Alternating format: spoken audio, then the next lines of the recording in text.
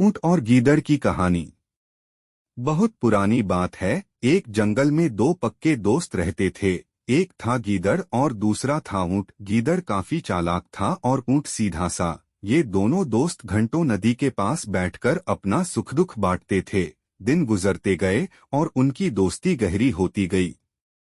एक दिन किसी ने गीदड़ को बताया कि पास के खेत में पके हुए तरबूज हैं।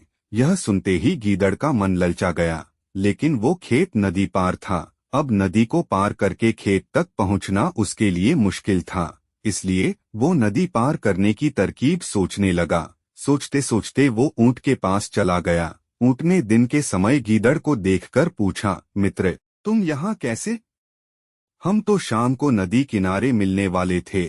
तब गीदड़ ने बड़ी ही चालाकी से कहा, देखो मित्र, पास के ही खेत में पके तरबूज हैं। मैंने सुना है तरबूज बहुत मीठे हैं। तुम उन्हें खाकर खुश हो जाओगे, इसलिए तुम्हें बताने चला आया। ऊंट को तरबूज काफी पसंद था। वो बोला, वाह, मैं अभी उस गांव में जाता हूँ। मैंने बहुत समय से तरबूज नहीं खाए हैं। ऊंट जल्दी जल्दी नदी पार करके खेत जाने की तैयारी करने लगा। तभी गीदड़ ने कहा, दोस्त, तरबूज मुझे भी अच्छे लगते हैं, लेकिन मुझे तैरना नहीं आता है। तुम तरबूज खा लोगे तो मुझे लगेगा कि मैंने भी खा लिए। तभी ऊंट बोला, तुम चिंता मत करो, मैं तुम्हें अपनी पीठ पर बैठाकर नदी पार करवाऊंगा। फिर साथ में मिलकर तरबूज खाएंगे।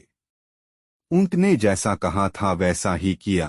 खेत में पहुंचकर गीदड़ ने मन भरकर तरबूज खाए और खुश हो गया। खुशी के मारे वो जोर जोर से आवाजें निकालने लगा।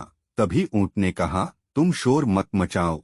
लेकिन वो माना नहीं। गीदड़ की आवाज सुनकर किसान डंडे लेकर खेत के पास आ गए। गीदड़ चालाक था, इसलिए जल्दी से पेड़ों के पीछे छुप गया। ऊंट का शरीर बड़ा था, इसलिए वो छुप नहीं पाया। किसानों ने गुस्से के मारे उसे बहुत मारा। किसी तरह अपनी जान बचाते हुए ऊंट खेत के बाहर निकला। तभी पेड़ के पीछे छुपा गीदड़ बाहर आ गया। गीदड़ को देखकर ऊंट ने गुस्से में पूछा, तुम क्यों इस तरह चिल्ला रहे थे? गीदड़ ने कहा कि मुझे खाने के बाद चिल्लाने की आदत है, तभी मेरा खाना पचता है।